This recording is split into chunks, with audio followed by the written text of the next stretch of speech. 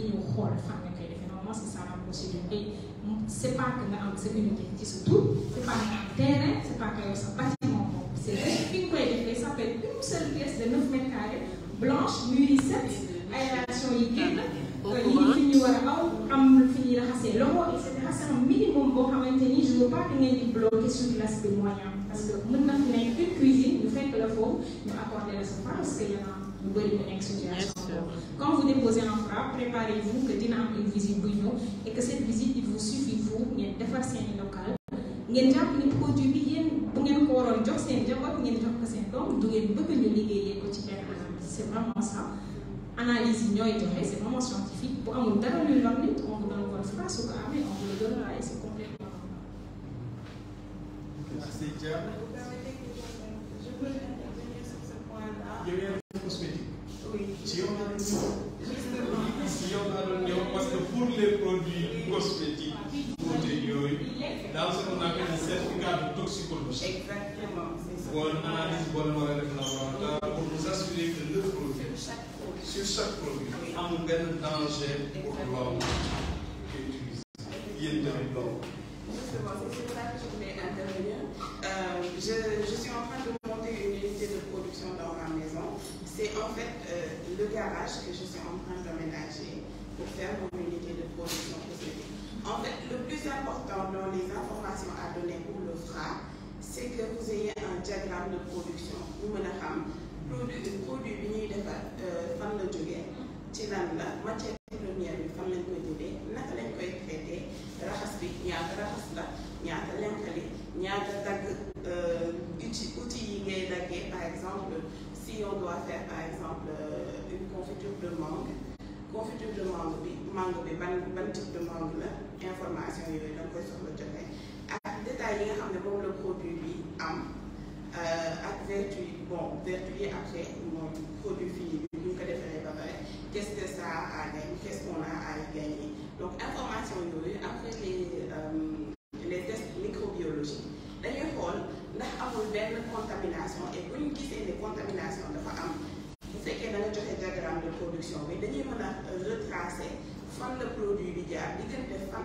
ak fan peut-être parfois dafay nekk diggante deuxième raxas lavabo bi peut-être keneen dafa jaawaat mais utiliser paaka bu ñu raxasul mu découper après ci la bactérie bi ñu quand ça passe peut-être parfois mën na jàll ci phase stérilisation bi bactérie bi dañ donc il y a pas de souci et que parfois d'autres bactéries survivent aux fortes températures wala bi nga xam ne da ngay bañ vitamines yi dañ il te reste encore des bactéries qui survivent à cette étape-là donc procédure boobu yëpp mooy tax nga mën a valoriser ce produit et différence bu ma bëggoon souligner mooy le fait que da ngay gis produit boo xam ne baaxul wala produit boo xam ne bi ñuy defar localement moo ko ëpp vertu moo ko ëpp vitamine moo ko ëpp lépp mais bële nan la ñu ëppalee FRA la ñu ëppalee peut-être ak étiquette bu gën a normal ak genre li nga xam ne yow xam nga ne sa produit moom la baax te ñeneen ñi xamuñu ko ci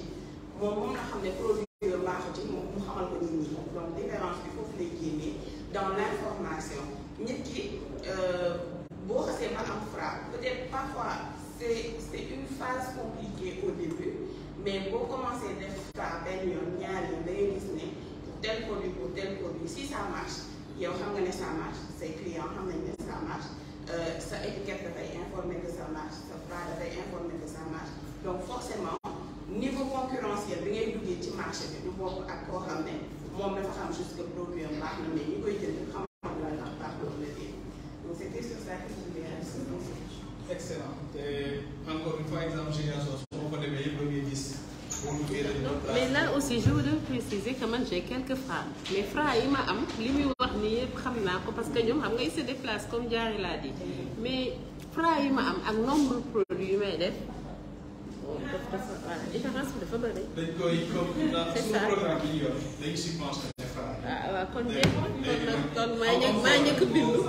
boo indee serait la première à m'inscrire. donc boo indee FRA yi ko jaar dégg nga. D'accord waaw léegi nag il faut que man accéléré sinon yéen carrière. bi si des damay survoler rapidement comme ça après ñu dem d'accord après on a rapport à ça. Donc, je voulais juste wax au niveau par exemple tey jii bii iPhone ba yor Steve Jobs bu muy ñëw Apple dafa ñëw fekk ay produits yu bari yu ñu génnee woon téléphone yu bëri avec différents modèles yu ñëwee li mu njëkk a def mooy dina tuer tous les modèles yi créé woon créé benn téléphone.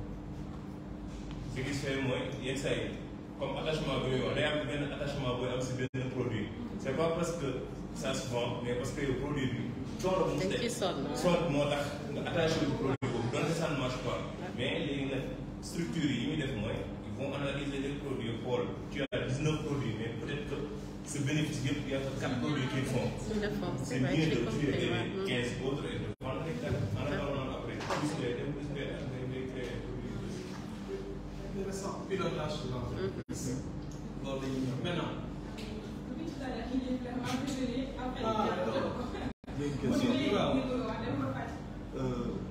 pour ñun dañoo bëgg a créer l'année prochaine ci agriculture pour les pastèques japonais léegi comme que ñun ñu xam ne dañ koy ji est-ce que jar nañu fara ndaxte mélangé wul ay produits dañ koo ji si suuf si léegi ñoo koy def couverture comme nekk les façons de pastèques japonais est-ce que jar nañu ko ou pas. dañ ko ji ak dañ koy ji si suuf si. non. Alors semence yi ñooy am certification et loolu ce sera au niveau du ministère de l'agriculture pardon ak autorisation dafa am des administrations spécifiques par rapport à la semence mais c'est pas le cas certification de semence parce que c'est pas la même chose bii bu ñu transformé la nit ki semence bi su fekkee rek après. li muy joxe produits yi muy àndal. faites attention aux produits yi muy àndal ci biir les produits phyto yooyu yëpp ci biir yëpp lañ koy analyser balaa muy dem. si bu ñu dem export moom ñu am problème ñëpp. parce que export moom bu demee conteneur bi mu toll benn échantillon la ciy génn analyser bu yàqoo conteneur yëpp la ñuy sànni seen yoon nekk bi si.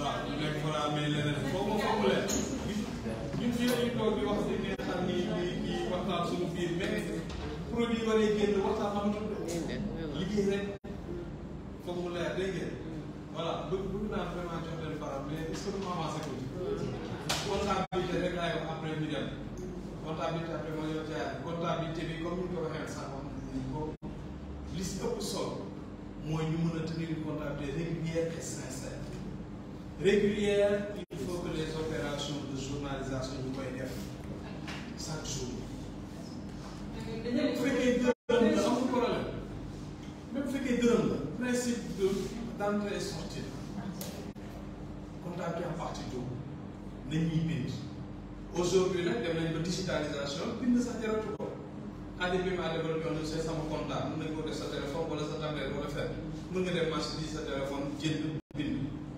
jaay bind à la fin de l'année on consulte les états financiers avec les CGA mais il faut encore une fois mu doon une comptabilité sincère parce que c'est d'abord une information pour vous malheureusement nag PME yi dañoo am ay états financiers yu bari loolu c'est problème ils ont des états financiers pour waa fisc des états financiers pour le banquier des états financiers pour quel xam nga parti may wax parce que encore une fois ñoom bu ñu waree def ci banque bi il faut que ñu wan ko ils ont créé beaucoup d'argent bu ñu waree def fisc il faut que ñu wan ko ils n'ont pas beaucoup d'argent du coup waa ñu defee nga téeméer état financier juróom benn moo tax ñu ne il faut que ce soit une comptabilité qui est sincère parce que yow lay jëriñ ba pare ça permet d'avoir une lecture de ton entreprise de xam lan ngay def maintenant li nga xam moo tënk entreprise yi Sénégal boo jëlee mondial am na mooy ne SUSCOADA c'est le système normal maintenant dafa am entreprise yoo xam ne tënku leen mooy lii les entreprises qui dépassent pas généralement 60 millions tënku leen mën nañ utiliser le système minimal de trésorerie boo xoolee exigence yi dañ ko gis fii dañ ko gis exigence mais encore une fois que ce soit SMT que ce soit le système normal il faut que après ñu certifier ko viser il y en a certains yoo xam ni ils ont dépassé le fichier Excel il faut utiliser un logiciel SAS compta et tout cela on les aide à avoir ça ou bien sama compta chaque entreprise si niveau bi nga nekk on va t'accompagner à tenir une comptabilité qui est régulière et qui est sincère de telle sorte qu'à la fin de l'année di nga mën a identifier surtout l'exemple des GIE votre problème encore une fois sama mbokk GIE mooy vous avez un produit mais dans vos charges vous ne différenciez pas les charges par produit et du coup à la fin de l'année xam nga ne produit bu nekk si on prend un seul produit lan moo si dugg ak lan la génn paanu ndox la ñuy jël raxasoon na si yëpp mais paanu ndox boobu c'est réparti entre produit par produit bu ñu dem di livrer ñu jox seen livraison ñu jox ko mboq jox ko cere jox ko nangam ñu fay 2000 francs alors que les 2000 sont répartis entre les 3 produits. La comptabilité vous aide à comprendre. À la fin de l'année, vous allez voir ce produit-là, je continue à dépenser de l'argent, mais n'a aucune valeur pour moi. M'arrêtez. Ce produit-là est le produit star, produit phare. Nous avons une promotion, on va dépenser de l'argent pour nous dire. Lors de la comptabilité, voilà, nous avons une banque, voilà, nous avons une service fiscal. On est d'accord? Il faut que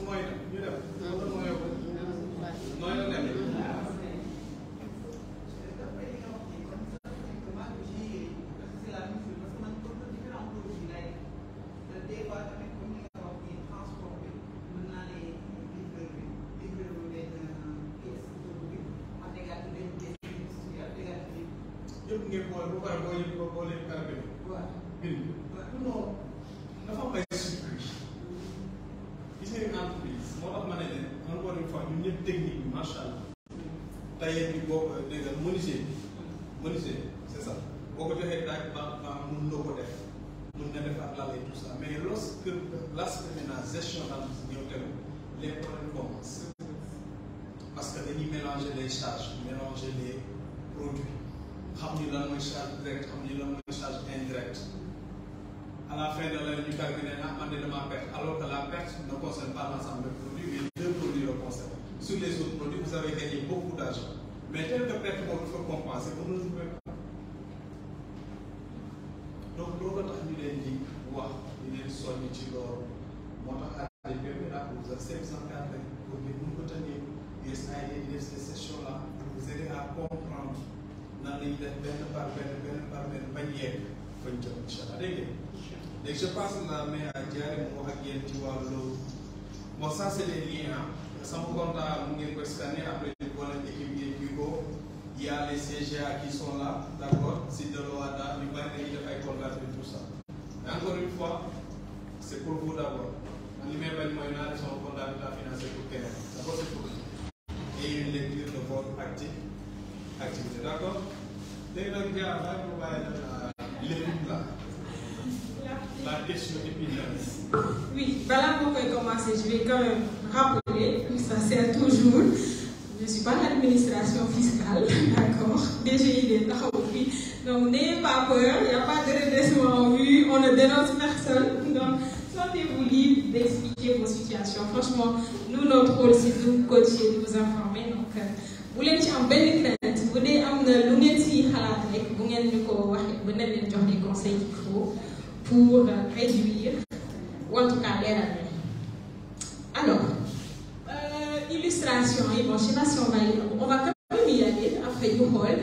Qui veut lire l'illustration par rapport à la situation impôt? C'est moi. Bien, comment c'est écrit? Alors, rapidement, oui. Fatima considère que si elle enregistre son entreprise et fait des efforts pour tenir une comptabilité, elle n'a pas besoin de faire autre chose car elle peut connaître combien il doit payer. Mamadou est de cet avis et pense que les services de l'impôt cherchent à enrichir l'État alors que l'État n'a contribué ni à la création de son entreprise, encore moins au succès de l'entreprise. Mariam, la formatrice, comprend la préoccupation de Mamadou et Fatima et insiste sur les aspects suivants pour montrer l'importance de l'enregistrement fiscal et du paiement de l'impôt. Super. Bon, Mariam, ce sera déjà le trouvant aujourd'hui. En attendant, alors, on va lire deux situations. Donc, deux entrepreneurs. Alors, quelqu'un qui considère que dès l'instant où enregistrer le mobile de comptabilité, c'est bon, hein, franchement, le reste. Graoul, et je pense que c'est la situation de quelques-uns d'entre vous. Et Kennedy, Mamadou, il est un peu plus, voilà, Nena, il pense que les services de l'impôt cherchent à enrichir l'État et que ils n'ont contribué ni à la création ni au succès de son entreprise. Donc, on a une belle affaire. Obligé. Qu'est-ce que vous pensez de la situation? Est-ce que c'est une perception ou un problème? Qu'est-ce que vous en pensez quand on parle de fiscalité par rapport à votre entreprise? Qu'est-ce que vous dites? Je vous ai averti. Pour la dire, on a la ligue au DG, vous me faites quand même confiance. Votre perception, sentez-vous libre, l'esprit, on a rien qu'à halater, vous n'êtes pas un peu. Vous dites c'est parce que moi, assez, ça se comprendrait pour pouvoir le payer, je n'ai pas les moyens. Ou vous dites que franchement, c'est un et aussi, il ça m'a haïs là. Alors, le moyen de franchement. Et parfois, ça peut être comme ça, il y a des questions, ou vous dites, écoute, ça va, quoi. Non, mais considère.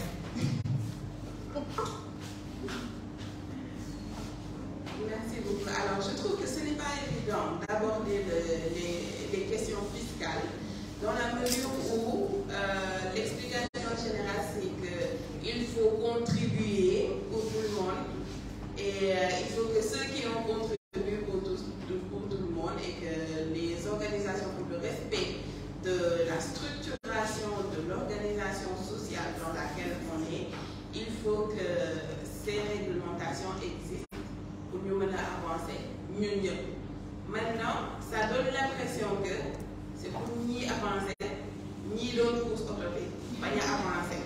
Ça donne cette impression-là.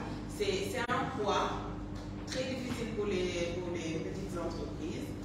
Et voilà, c'est pas facile à aborder, mais c'est une réalité. C'est quelque chose qui doit être fait. Pour que, si tout le monde le faisait, ça pourrait marcher. Maintenant, ce n'est pas évident pour tout le monde non plus. Et voilà, c'est un point très difficile. Moi, dans Miran, qu'est-ce que tu as dit la fiscalité? Alors, ben point, on va commencer sur ça. C'est une obligation pour nous. À mon choix, à mon manière, c'est difficile, c'est pas difficile. Nous aussi, tant qu'on est citoyen dans le pays, il faut liguer des doxitalies. Les polices assurer ce sécurité, c'est une obligation. Vous devez vous dire, c'est pas un débat, bon, dictature. On viendra réellement sur les contraintes et bien sûr qu'on a la conscience, on rencontre les entreprises tous les jours, on a à quel point c'est difficile, etc. Mais nous, sur nous rôle, encore une fois, nous ça avec la DGID qui est l'administration dédiée, nous avons ce travail de sensibilisation, nous ça, nous on aimerait en tout cas, il y a des sujets dans la communication, dans l'approche, il y a l'école, aborder ci entreprise pour nous gagner en tout cas angle bi ngeen koy aborder l'angle de la répression defal wala lu fekk et ce n'est vraiment pas ñun suñu gis-gis que nous di coacher nit ñi di leen expliquer par des exemples simples jël par exemple une situation une entreprise xool son activité fan la toll def une simulation réelle sur tey bu nekkoon en exigence en conformité avec la fiscalité ñaata la doon fay on a fait tellement d'exemples on s'est retrouvé avec des entreprises yoo xamante ne nii trimestriellement il n'était même pas à 30 000 francs par 3 mois ça veut dire 10 000 francs le mois. Donc, pour une entreprise, c'est quelque chose qui est très raisonnable. Et ils le comprennent. C'est parce que pédagogie beaucoup, situation personnelle, moi, je suis sûre qu'autour de la table, il y en a, ils n'ont même pas cherché à savoir. Pour nous, c'est peu fiscal. Quand on nous demande des net, c'est juste un blocage depuis le début, impôts, de photonie, de ça, on ne se voit pas du tout, franchement. Ils sont l'utilité, et je pense que c'est cet apprentissage-là qu'on devrait faire. Dans les dérives, pour l'anglais, tout le temps. Parce que situation bien Sénégal, il y a une petite portion de la population qui est d'office sans la les salariés, les fonctionnaires, c'est-à-dire là, nous à la source, alors qu'il y a d'autres qui ont des revenus, parce que c'est des entreprises, et qui regardent et qui décident, qui disent que c'est proche et que c'est Lyon, même aussi qu'on a été voilà, que nous faisons les policiers, voilà, les enseignants, voilà, les médecins dans les hôpitaux, et ils ne se sentent pas obligés. Il faut d'abord commencer par mettre tout le monde sur le même pied. Et principe bénin encore fiscalité, c'est toujours sur la base de ce qui est gagné. C'est toujours sur la base du revenu ou du résultat. Moi, combien de frais? Impôt, revenu, résultat. Revenu, moi, il y a gagné, moi, ça m'a salaire, il y a eu un membre, j'ai gagné, charge génne lépp li nga xamante ni moom nga dugal si entreprise nga am un bénéfice et c'est sur ce bénéfice qu'on a tenu ne lii wàllu lii la contribution la pour tali yi pour marché yi pour ñi jël pour mbalit pour lii pour xale yi jàng école sama fay pour ñu fay médecin et cetera et cetera et loolu je pense boo ko expliquer nit ñi y a personne qui va le faire parce que xam nga ñun ñëpp ñoo bokk dëkk bi et on veut que cela marche et quand on fait des simulations réelles vous voyez que finalement c'est pas plus compliqué que ça parce que gis moom yéen ñëpp nee ngeen defoo leen plus de 50 millions par an et tant que romboo leen 50 millions par an on va le voir tout à l'heure c'est vraiment des petits montants.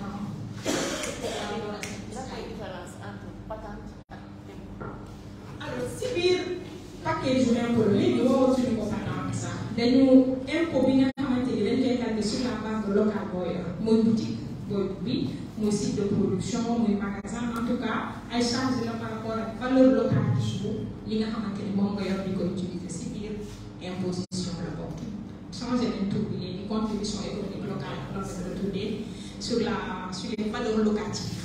Même s'il n'y a pas d'enseigne. Même s'il n'y a pas d'enseigne. S'il y a un local, vous avez tous les trucs qu'on mais ils l'ont intégré. Maintenant, il faut voir, selon encore une fois, forme juridique, agrégée, vous faites qu'elle est une entreprise individuelle, mais sous le régime de la contribution globale unique, c'est intégré dedans, vous ne le séparez. C'est un impôt intégré. Vous n'êtes que c'est une SARL, par contre, des tasses différents impôts. On va y revenir.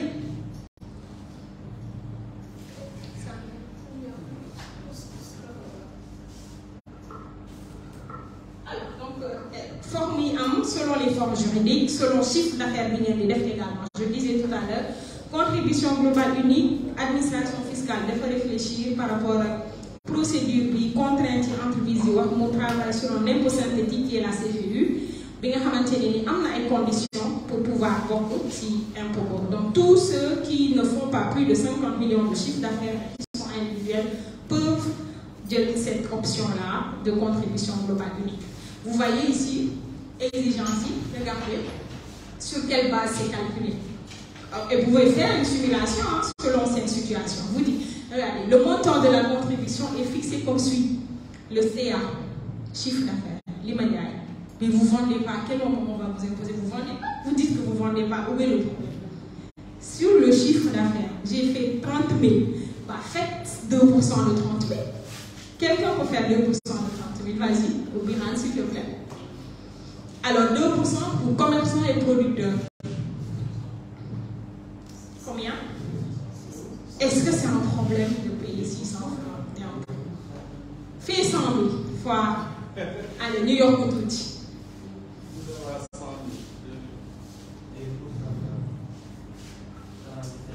Combien? Allez, fais 1 million, on y va. New York. Est-ce que c'est un problème? Et parfois, alors, c'est période d'année, il y a un compte là. Le chiffre d'affaires est annuel, voilà, on a calculé sur 6 mois, ensuite on a calculé à la fin de l'année. Et regardez, 15 premiers jours du mois de mars par trimestre, BNB, 15 premiers jours du mois de mai. Lorsque le montant ne dépasse pas 100 000, la personne doit le payer spontanément. Bon, bref, on ça dit d'une autre manière, vous calculez les 100 000, d'une autre manière, tranche, est-ce que cette information est meilleure individuelle par rapport à l'autre? Est-ce que c'est compliqué? Est-ce qu'elle est liée au Sénégal?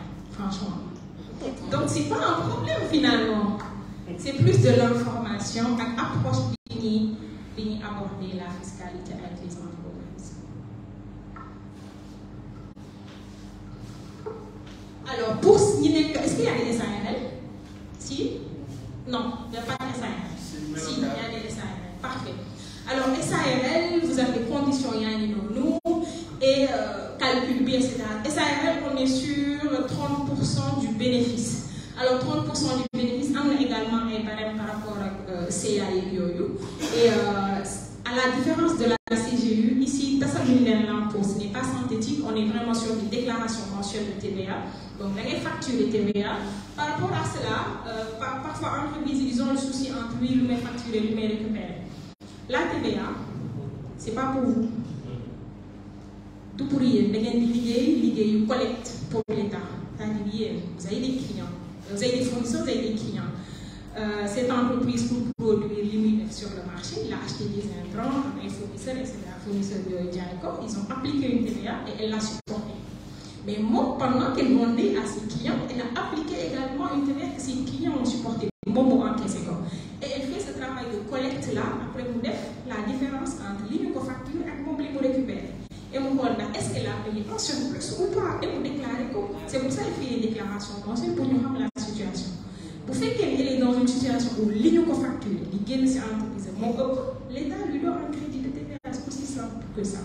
Mon moyen, comme vous faites un travail de collecte et vous vous rapprochez de l'administration, vous avez comme voilà. Li ma facturé nii man li ma récupéré moom la nii léegi def leen cette situation bu dee yéen a ma amee ngeen jox ma bu dee man maa leen amee c'est ça les deux situations par rapport ak loolu et ça c'est exigible pour ñi nekk société SARL, SAS, SURL, SA, etc. Donc 30% du bénéfice ici aussi mën ngeen def charge yëpp ngeen génne lépp lu ngeen def ci seen entreprise comme charge. Les plus rien dépensé pour produire. Vous enlevez tout ça, et c'est un chiffre d'affaires, pas c'est un bénéfice. À ce moment-là, vous donnez 30% en tant que contribuable pour les sociétés. Vous voyez, en tant que salarié, mon gars de métier, testez l'imposition salariée. Tu as testé. On a une petite simulation, on a une tranche de revenus. Il ne faut pas me dire exactement. 30% du bénéfice.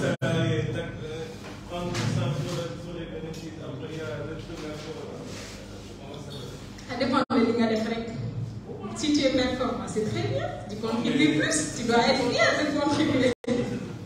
Am nga boo xoolee comme dañ ko gis l'exemple du Niger malgré que li ñuy taxé yëpp généralement il y a que je pense 12% des entreprises ñooy fay l'État ne collecte pas suffisamment de recettes parce que suñu dépenses publiques yi ñu yor li entreprise yi fay couvrir il faut aussi comme ni ko Diarry waxee qu'on se dise les choses ni mu war a demee mooy que on a besoin que nos hôpitaux ñuy faj on a besoin que nos enseignants di jàngale.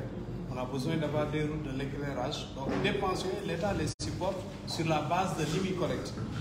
Parce que l'État n'est pas un agent qui vend des biens pour avoir de l'argent. Collecte tout simple. Beaucoup de gens, nous avons des abus. Pour abus, ça devient compliqué pour nous. Ils sont obligés de payer la dette. D'accord? Maintenant, c'est une sensibilisation entre nous. D'accord? C'est une question juste de redevabilité. Maintenant, xool fi nga toll ni melokaan peut-être mais boo demee ba am bâtiment bu gën a mag nag c'est que doo comprendre lan la état def pour yow léegi nga am bâtiment bu mag yi souhaite bu boobaa 30% yi dootu ko gis sax parce que ça va être tellement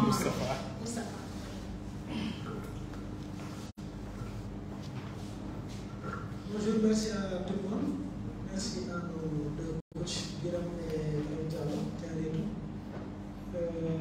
Moi, en fait, j'ai vécu une expérience un peu atypique par rapport à mon analyse sur le cas de la TVA. Bon, je me présente, c'est Moustapha Gueye, je suis CEO de la société Diagro. Donc, par rapport à la TVA, moi, par exemple, j'ai un fournisseur qui me donne des produits, donc à crédit, par exemple, des matières premières à crédit. Maintenant, moi aussi, je me permets de donner à crédit à certains clients. Mais il y a également d'autres fournisseurs qui ne me donnent pas à crédit. J'achète au comptant. Et maintenant, au moment de verser la TVA du mois, parce que souvent elle est exigible au plus tard le 15 du mois suivant. Maintenant, quand je verse la TVA, bon, l'État, parfois, mes clients à moi, ils ne me payent pas.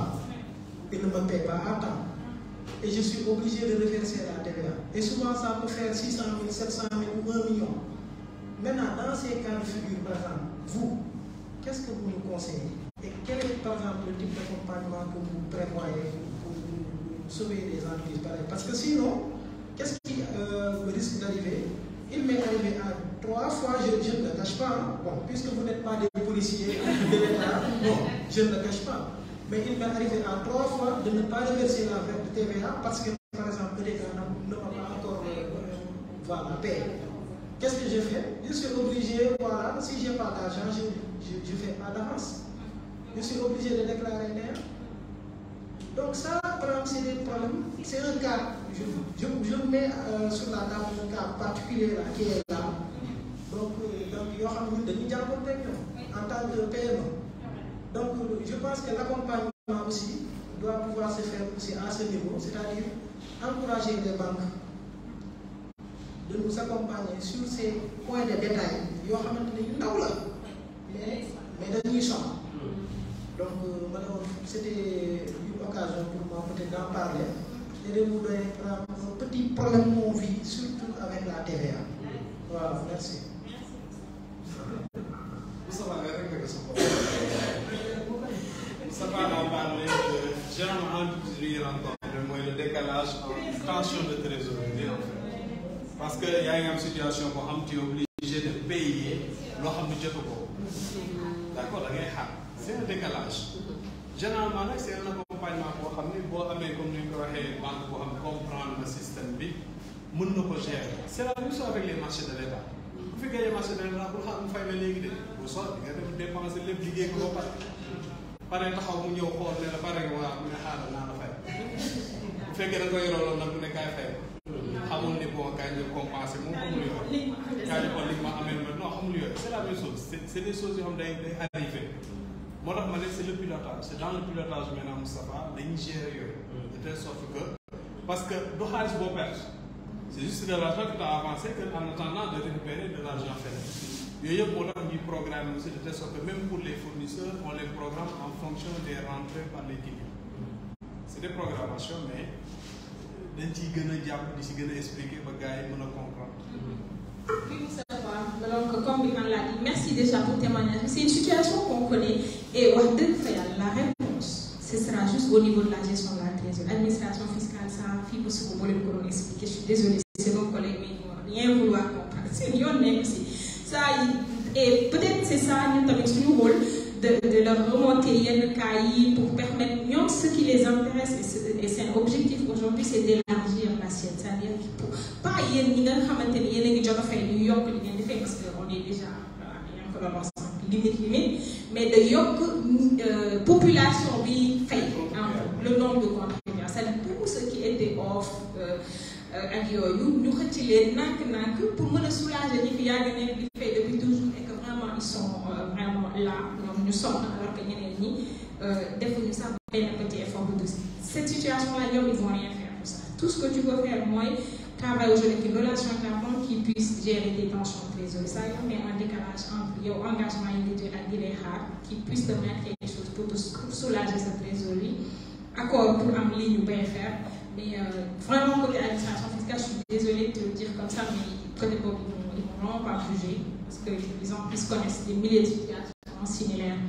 Alors, je disais impôt sur les sociétés ou impôt sur le revenu, selon les situations, selon le régime opté, sur le bénéfice, calcul des bénéfices, bien chargé, sur les revenus, parce que revenus, comme on met un salaire, ou un étranger, mais opté au cours, impôt sur les sociétés, considérer ces revenus-là.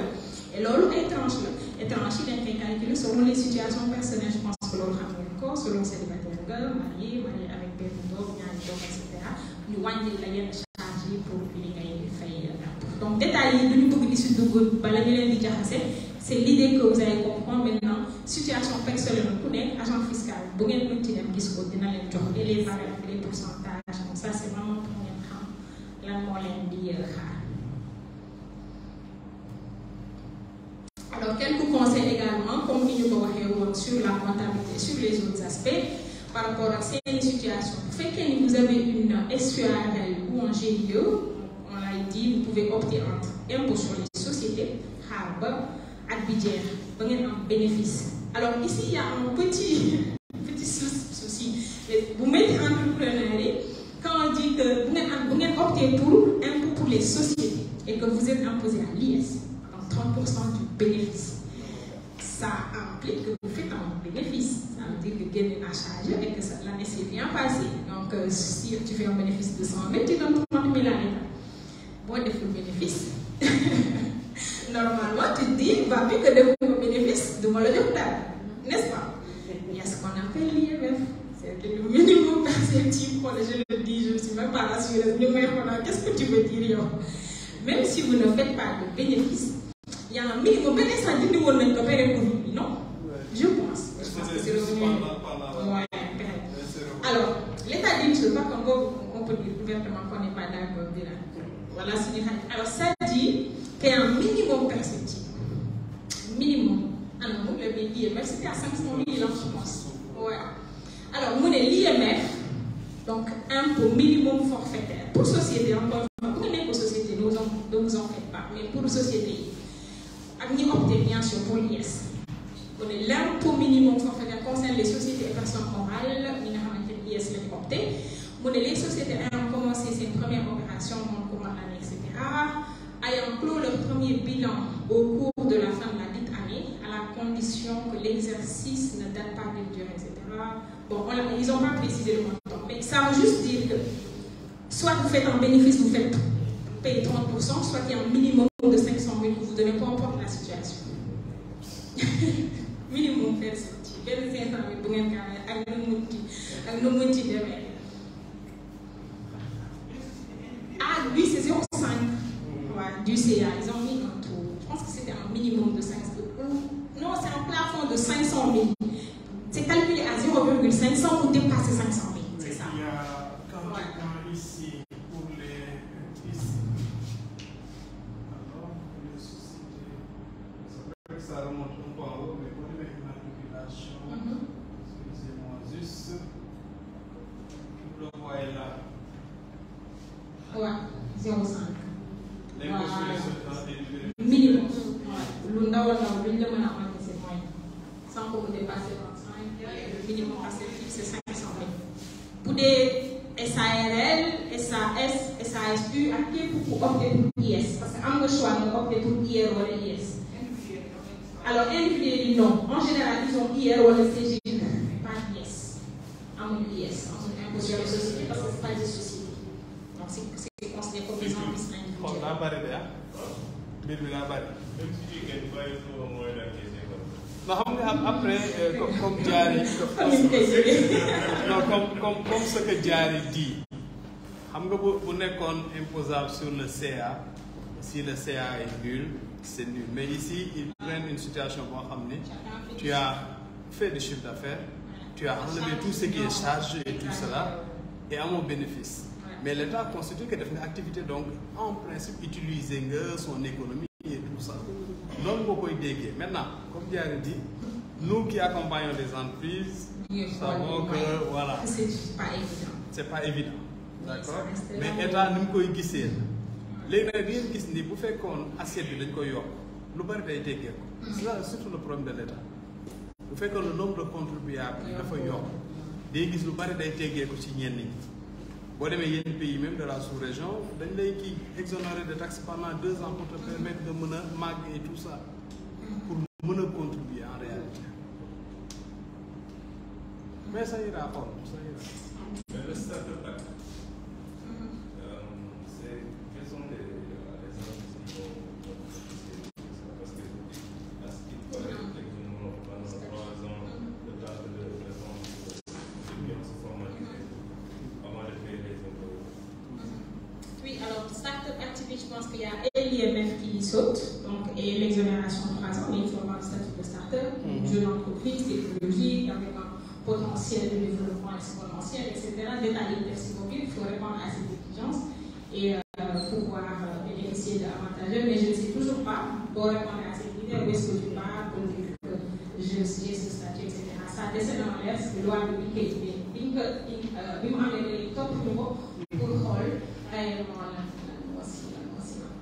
Alors les conseils, je pense qu'on a pu parler de ça, le fait que vous ayez matriculé quand même auprès du centre fiscal pour les infos. Vous avez la possibilité d'avoir un abattement de 15% qui s'est lié au fait impossible, vous êtes affilié à un centre de gestion agréé, donc les CGA, qui vous permet de gérer votre comptabilité, là aussi c'est un avantage. Choix aussi une forme juridique ont été déterminés par le régime fiscal, donc entre IS et IS, c'est très important dans ces sociétés de impôts qui s'est bien reconnu, donc il faudrait que encore une fois, rapprochez-vous de conseillers fiscaux au niveau des centres de entreprises avec plus de détails. Oui, oui. citer un exemple, c'est pas au Sénégal, c'est au Niger. C'est une campagne en fait de communication pour ces centres, pour ces services fiscaux pour sensibiliser. Ce n'est pas peut-être pour vous, parce que vous avez compris l'intérêt, pourquoi l'intérêt. Mais comme je le disais souvent, on a ces débats, oui, c'est l'argent de votre père pour les personnes qui n'ont jamais payé d'impôts de leur vie. Et nous, on a exigé, nous, on a dit sur le fait que c'est grâce. Nous avons décidé alors qu'il y a 30 000 c'est grâce. Il y a des catégories, tous ces grâces n'ont pas mis en francs. Donc, il faut que nous comprenions également l'Algérie et décider de machinalement et que c'est vraiment en tant que citoyen, mais que dans un État, pour fonctionner, on a une institution de police d'ordre, l'outil d'IBAR, ni etc. On peut toujours s'améliorer, c'est sûr et certain, et sur le cas du Sénégal spécialement. Donc, sur 100 francs, vous avez fait cette campagne de Covid, vous lui donnez 100 francs et bien du fait. Vous allez le faire à l'échelle de l'année. Alors, si, combien 7% pour hydraulique, rural et urbaine, donc assainissement, d'or, etc.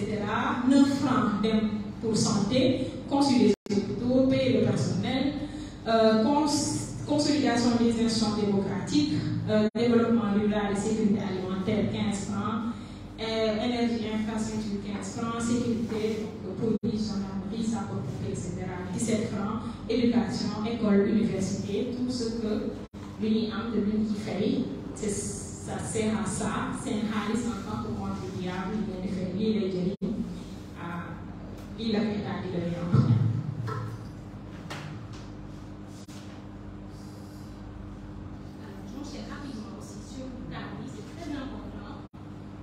Je pense que situation est également un élément de formalisation travail des centres de couverture sociale. On a parlé rapidement avec vous, ça va arriver sur les contrats de travail, si on déclare, si on déclare pas, etc. Alors vous avez cette situation, dans l'entreprise, un travailleur ou une travailleuse tombe malade, quelque chose qui va arriver, qui arrive tout le temps si c'est une entreprise, des fois. Il ou elle doit se soigner et n'a pas d'argent pour cela. En plus, sa maladie l'empêche de travailler et de gagner de l'argent. Il ou elle est anxieux et dans l'incertitude totale. Dans une situation pareille avec la sécurité sociale, il ou elle aura accès aux soins de santé sans être obligé d'en payer les frais partiellement ou parfois même la totalité. L'entreprise ne paie pas les frais du travailleur malade grâce à la couverture sécurité sociale qui s'en occupe entièrement. Alors, situation bilingue, est-ce que vous avez déjà été confronté à cette situation? Après, une deuxième situation, Barbie. Pour nous, spécialement les femmes, on travaille, vous êtes enceinte et que vous partez pour des congés de maternité. Situation qui est aussi encore. Ben exemple, Madame Diop, elle travaille chez Yopoukom, boulangerie. Elle n'a pas travaillé depuis 3 mois pour congé de maternité. Si l'entreprise l'appelle, ce sera un manque à gagner, car il considère qu'elle fait beaucoup en remplaçant, donc une situation qui sera aussi payée. Et si elle, en tant que travailleuse, ne reçoit pas son salaire, elle aura des soucis, car elle a une belle source de revenus. Donc, il y a une situation où un employé tombe malade et il n'y a rien pour prendre en charge, et où un employé part en congé de maternité. Est-ce que c'est des situations où il y a encore des entreprises là, il y a une gérée? Quand on s'en emploie, vous devez en congé de maternité, non, il y a une gérée. Voilà, comment vous faites? Vous êtes lié à Ken et que vous tollez vraiment, il faut que vous préparer la venue de son enfant. Jamais eu? Non? Un employé qui est tombé malade? Ah bon, il y a ici, non, il y a vous faites vous êtes obligé de sortir à votre poche, non, moi c'est quoi? Moi j'ai souscrit à une assurance à Transvie, mais je cotise juste 9 000 francs. C'est-à-dire il y a des packages de 9 000 à 55 000 francs. Maintenant je suis bon à moi, j'ai l'emploi et 9 000 divisé par 2, c'est 4 500, c'est pas cher. Et puis il est couvert. Alors, moi c'est comme ça que j'ai. Merci pour le partage. Il y a aussi des détails. Pour savoir combien d'employés vous avez.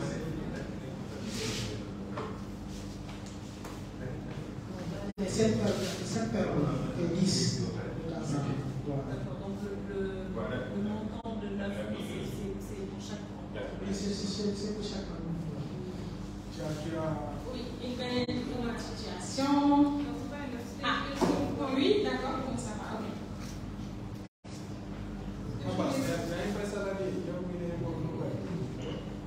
Non,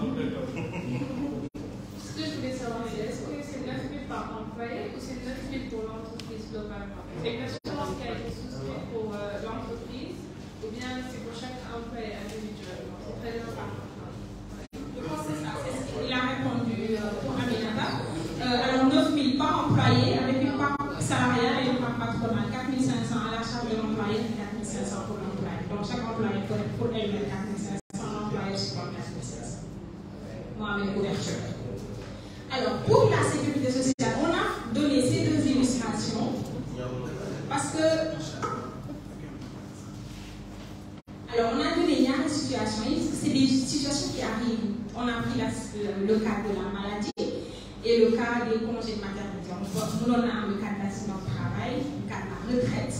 Donc, il y a une banque sur le niveau de sécurité sociale. Donc, sécurité sociale, moi, qui est lié à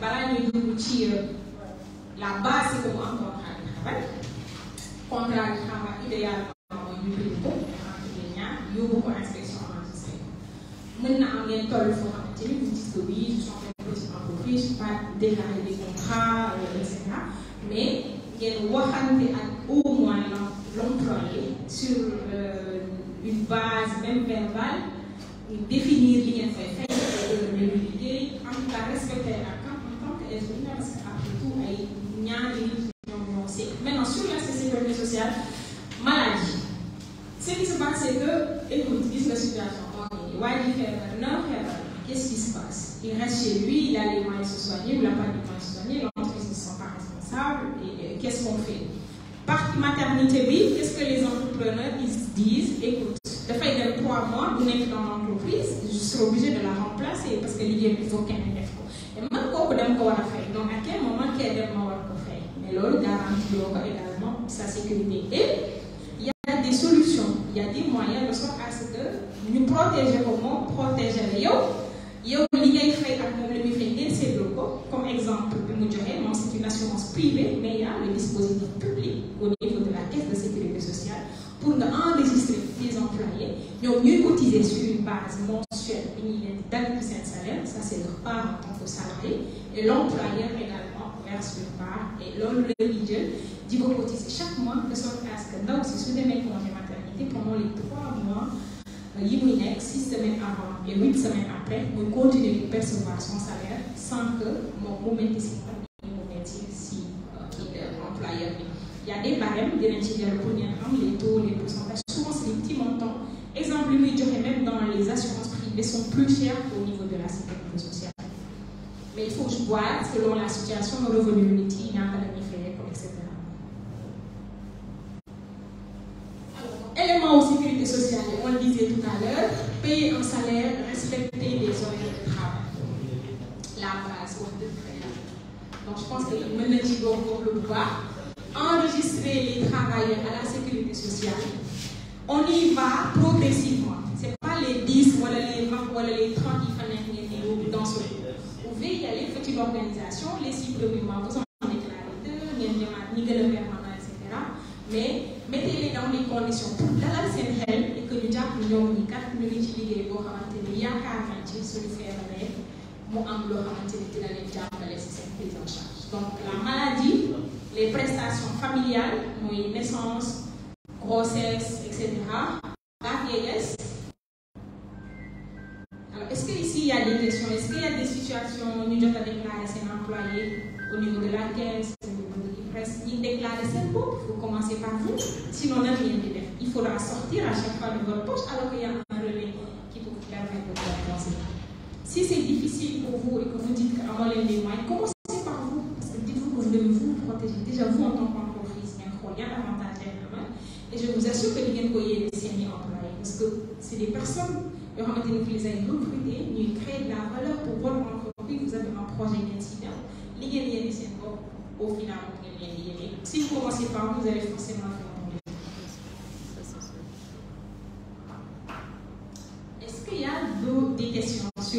aspect sécurité sociale. Oui. Alors, ces déclarations-là sont obligatoires. Maintenant, les entreprises optent pour des régimes dans le privé qui vont venir compléter, parce que maintenant, c'est pas intéressant pour y, etc. Et que les retraites ne sont pas trop intéressantes selon cotisation. Parce que l'IS, c'est quand même obligatoire. Entreprise du côté etc. Mais si vous avez des soucis avec vos employés qui décident de vous attaquer au niveau de l'inspection, l'IS, c'est vraiment une obligation pour vous. Nous, ce qu'on vous dit à la DPME, c'est ayez une organisation pour le faire progressivement. Puis, quand vous avez des entretiens, de votre idée, technique de la condition du bar, donc en tout cas, vous voyez en attendant de voir. Donc, c'est vraiment obligatoire. Faites-le progressivement. Vous pouvez aller dans le privé pour compléter. Parce que c'est vraiment des taux de 4%, 3%, etc. Pour rendre ça le plus allégé possible pour les entreprises. Mais oui, c'est quand même obligatoire de déclarer ses employés au niveau de la caisse et de l'Institut de prévoyance. Comme je dis, le minimum, c'est au moins la couverture maladie. C'est terre à terre. Vous avez l'exemple de la CMU qui est là. Le CMU, c'est 4 500. Donc 3 000 pour la cotisation annuelle et 3 500 c'est 1 000 francs pour l'adhésion. Garantie, parce qu'encore une fois, qui crée la valeur, la personne qui crée la valeur pour vous, vous devez assurer sa santé. Parce que sinon, l'activité s'arrête ou vous êtes obligé de faire d'autres démarches pour trouver une autre personne remplaçante. C'est du temps perdu. Et au moins, la couverture, santé, c'est plus simple. Après, la sécurité au travail, cosmétique, est-ce que les gens sont bons dans le Sénégal, ils sont bons. Je ne sais pas si ils sont bons. Sécurité au travail, d'abord. Après, nous avance. Comme Dia se dit, l'obligation est liée, mais petit à petit. Commençons d'abord par l'Iganayom, après Yok-Tilenen, après Dem. Et puis, il a été prouvé par plusieurs études dans plusieurs pays en développement que entreprises, ils ont déclaré leurs employés en médecine tout ça. Pour des minimum couverture maladie, c'est-à-dire qu'il y a une assurance pour le faire, peut-être pour faire 50%, IPM, mutuelle, tout ce que vous voulez, en tout cas au moins la maladie. C'est les employés en termes de productivité, en termes d'absentéisme, ils nous déclaraient le demi-liquide. Pourquoi? Parce qu'ils se disent j'ai une assurance. Donc je n'ai pas besoin à la moindre occasion, mais je viens pas, parce qu'il sait que pourquoi d'aller sérieusement, il peut se soigner.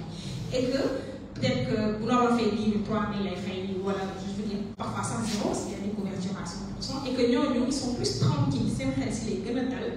Et même par rapport à ces relations, etc.,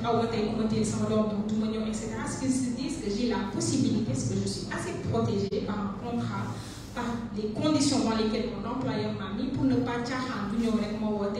non, je ne peux pas, c'est mobilier. Parce que quand l'employé a la moindre occasion de aller au cœur, parce qu'il n'y a rien de qui proposer l'État de savoir. Donc ils se disent que de toute façon, ce qu'on fait, qu'est-ce que je vais aller faire? Par exemple, j'ai l'exemple de nos employés de maison, etc. Alors, petite occasion, il est chez eux. Mais franchement, pourquoi elle va venir? Elle va me subir, elle ne va pas me soigner, elle ne m'amène pas, je n'ai pas d'assurance. Donc, ça va pour travailler. Il n'y a pas de transport, ils ne cherchent pas. Parce qu'il n'y a pas quelque chose d'inintégral dans la scène. Et ils sont moins productifs, ils s'absentent beaucoup plus à la moindre occasion. Je ne sens pas protégé ni rien, donc vous le saurez.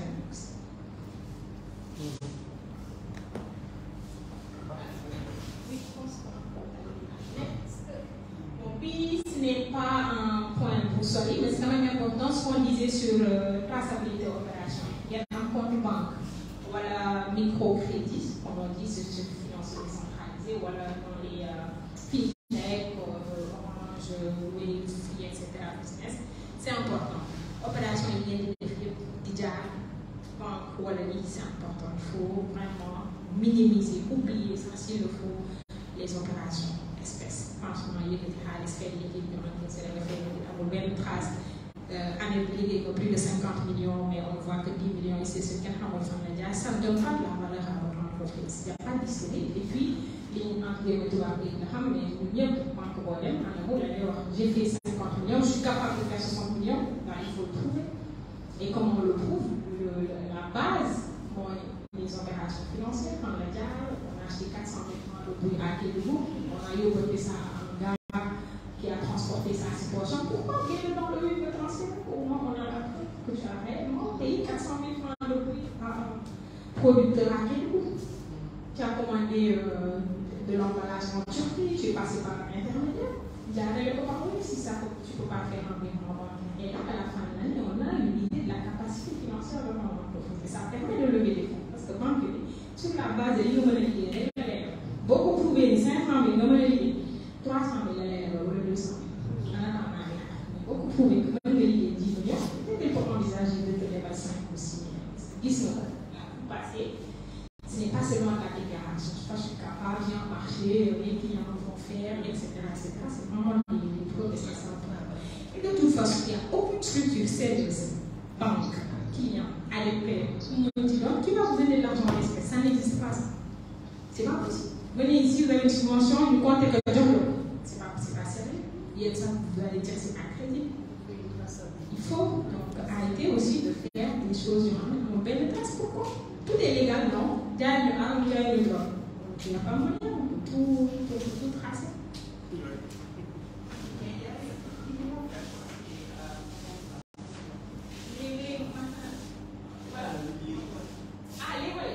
Non, les wallets, c'est pas compliqué. Je pense que le cadre de méthode, c'est un exemple patent. De mener le volet d'un partenaire de Niam à Wave, vous titillez. Dès que vous avez un linéaire dans le SSM, vous allez vous titiller. D'accord? Nous gérons aujourd'hui famille, c'est des comptes wallets d'ailleurs. Vous devez faire ces comptes, des millions de foyers, il faut avoir des que ce soit Wave Business, Orange Business, Free Business. L'essentiel pour quelqu'un, c'est l'opération financière. Ici, vous téléchargez le rapport, vous avez une première janvier jusqu'au 31 décembre, et déjà, c'est une preuve pour banque. C'est une... Oui, c'est des dépôts, il y a des comptes. C'est des dépôts. Qu'est-ce que vous avez je pense, pour tout le paiement, vous avez le carte de l'entreprise. Non, il y a des fois tamit. Il y a des fois le code marchand, des fois le CGI qui dit, puis il faut taper paiement, taper ce tour GIE, il paye directement, il procède l'argent directement. Si vous voulez payer à des fournisseurs aussi, vous connectez, vous payez à des fournisseurs. Vous donnez 1000 fournisseurs, en 5 minutes, vous payez tout le monde. Ce n'est pas un problème, c'est ça. D'accord? Donc, nous, on leur a mis un rapport avec eux, ils ont ça. Bon, on ne fait pas la promotion de eux, mais nous considérons le linéaire, le SSM, pour garantir le transfert tout simplement de votre business. Bien commencer ces idées. D'accord? C'est vraiment ça, c'est le minimum. D'accord pour tout le monde. 1%. Vous faites que 1%, fait que Orange 8%. Transaction est de vrai. Vous avez fait 5 clients, 1 million, 1% de 1 million. Vous avez fait nangam. C'est juste des transactions. Mais sur un numéro. Alors, ça dépendra maintenant, c'est par réglage. Bon, après, j'essaie avec toutes les migrations des numéros, toutes les ARTP, portabilité. Je pense qu'avec ça, nous ne mais encore une fois, il faudra se rapprocher de nous. D'accord? On a un code client. Oui, il y a un code client qui vient. Je pense que nous ne parce que nous, on a 8 heures, on a des numéros et nous, on a parce qu'on utilise des numéros. C'est bon? Les bon, vous pouvez vous agréer sans faire sur ça. Parce que nous sommes là, la traçabilité, c'est ça, c'est les rapports financiers. Fait qu'une banque, c'est le relevé de compte. Donc, nous sommes là pour la traçabilité de vos opérations. Pour terminer cette formalisation, étape inutile. Moins la conformité du lieu de travail. Maintenant, le lieu, encore une fois, c'est physique ou virtuel. Si c'est un lieu physique, généralement, il y a une norme. Vous voyez les normes de qualité, les normes ISO et tout ça, même on parle de Kaizen, les gars. C'est du Japon, Kaizen, les gens font du Kaizen. D'accord? Vous allez voir que c'est les normes qui régissent le lieu. que le produit qui puisse aussi être de qualité. On a fait des Kaizen, c'est là. Vous connaissez là? Le produit là, on va le faire. C'est là. On a fait des Kaizen aussi. Mais il y a d'autres faire Kaizen, on a fait des Kaizen chez toi. Pour montrer les Japonais dans les milliers de dépenses calices. Ils sont très forts quand même sur l'eau. D'accord? Maintenant, ça peut être aussi ben boulanger de boyau, ça doit aussi respecter les normes. Agroalimentaire, ça doit respecter les normes. Donc, le lieu de travail. Maintenant, après, ça peut être un lieu virtuel. Qui a un e-commerce? Je ne sais pas si vous savez les statut. WhatsApp, statut. Alors, WhatsApp dafa créer beneen version boo xam pour loolu la WhatsApp business. tubaab dafa xaar. Tant que ci WhatsApp bii di statut ay daaw yu kenn xamul moom créé na boo xam ne li ko tax a jóg dëgg-dëgg mooy le business. te WhatsApp business boo ngeen dem gis ne y a une version payante qui est beaucoup plus forte que bi ngeen yëg. Parce que le WhatsApp business que vous avez, si je fais un statut, Diani qui a mon numéro peut voir le statut. Mais la version payante, Diani va voir mon statut. L'ensemble des amis de Diani vont voir mon statut. Ça fait, on augmente la communauté. Pour nous, comme c'est une digitalisation, les gars, ils c'est le statut, le statut est là.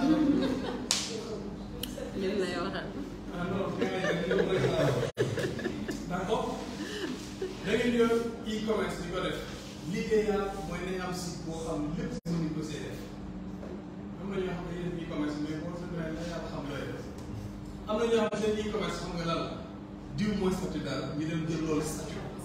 On parle d'état des produits, des qualité bi économique ils ne sont garants de rien ils ont tous fait ils n'ont même pas de produit ba pare dina ko jaay 20 000 pendant que loolu 15 000 la koy jaay. Ils marchent ils rien ils ne rajoutent aucune valeur. yéen jaay nañ leen fi bataay loo xam ne ko jëndee rek pour jënd ko mais yàlla xam na ne saa yi jamono parce qu'on ne prend pas la peine aussi de rendre conforme suñu lieu de travail. loolu mooy suñu dernier état bi ci formation dañ ne leen bu am defee lii yëpp ba yëg si ko fii tant que ñu ngi maintenir cap foofu lépp lu mu soxla dara ko jafe. kenn du la ko wax état bi ñu nii. bés boo ko respecté ba taxaw ci fépp foo dem devant le banquier devant personne mun ñu la ko refuser naan la tu es informé dans d'autres aspects. D'accord? C'est pas pour vous. Est-ce que foofu nooy. non. Je vais laisser Diane ko. Est-ce qu'il y a des questions en attendant balaa ñuy tëj est-ce que li ñu fi jot a partagé comme info leer na est-ce que yokku la tuuti ci li ngeen jotoon a xam si wàllu entreprise ak formalisation bi ngeen di alors man benn chose rek laa bëgg à partir de maintenant faut plus ngeen nangu ñu naan leen da ngeen a informé parce que ku ci nekk si yéen rek am nga loo jot a am tuuti ci formalisation nee nañ ko yéen a ngi ci processus formalisation am nga lu ngeen am ñi am nañ BRA ñi am nañ SSM ñi ñu ngi góorgóorlu ci comptabilité bi ñi seen i emploi am na ñu ngi góorgóorlu également ci seen relation yëpp lieu de travail yooyu donc li ngeen di dégg secteur informel secteur informel en réalité c'est nous tous c'est vraiment salon yi ngeen di romb seen koñ policier yi ngeen di romb boutique bi et cetera ku ci nekk yaa ngi góorgóorlu et l'idée c'est vraiment d'améliorer d'être dans une démarche d'amélioration continue de notre processus de développement de nos entreprises parce que tout finalement tourne autour de la création de la richesse de la valeur pour que ñëpp mën ci gis seen bopp donc voilà li ñu bëggoon partager ak yéen bu fekkee ne am ngeen ay questions rapidement si vous commencez na naaj quand même sinon ñu def rek la dernière évaluation de li ñu jot a def et puis di leen jaajëfal encore une fois seen attention. Merci. Alors je veux demander, quand on a un site internet et qu'on n'arrive pas à faire le suivi, est-ce que vous allez nous aider à faire ce suivi ou est-ce qu'il faut embaucher une personne qui va faire le suivi Alors, qu'est-ce que vous avez comme site? C'est une vitrine juste pour le e-commerce. C'est un site pour informer sur cette activité ou c'est un site où on peut acheter ou on peut voir on peut acheter, mais par Orange Money, on paye par Orange Money. Ok. Option il nécessite déjà. Ok. Alors, nous, on a un programme, Piran le disait tout à l'heure, ETR, qui donne des subventions aux entreprises, 75%, pour mettre en place un certain nombre de choses. Digitalisation, aspect pour MAGLA, qui programme pour le site internet. Ça peut être vraiment très très large. Fonction libre, que ce soit commerce, marketing, production, etc. on a la possibilité, la condition est que vous existez et que vous êtes en train de travailler. Il ne faut pas immatriculer seulement et dire que je n'ai pas d'activité. Quand même si c'est petit, même si vous faites 300 000 francs par mois, 100 000 francs par mois, ce n'est pas grave, mais il faut justifier que l'activité existe et que vous êtes en train de faire du chiffre d'affaires. Et à ce moment-là, vous vous rapprochez de votre chargé de programme parmi l'équipe de l'ADP. Normalement, si vous faites votre demande, ce que Pierre vous a montré tout à l'heure, un chargé de programme prend votre dossier, vous travaillez ensemble sur votre processus d'encadrement. Ça peut être des actions sur le digital, sur la formalisation, FRA, immatriculation, etc. Mais définir ensemble un plan, de budgétiser et nous, on subventionne les 75%. C'est possible. Si vous voulez, on subventionne les 75%. Si aujourd'hui c'est un site internet, on a un groupe de refonte publique de travail et que ça te coûte 3 millions, nous on paye les 75% et on va faire les 25%. Il y a une autre question. Sinon, vous pouvez scanner. Alors, on l'a mis. Pas d'une autorisation vidéo. Essayez encore pour qu'il y en ait. Est-ce que l'on va l'autorisation? Dans l'autorisation.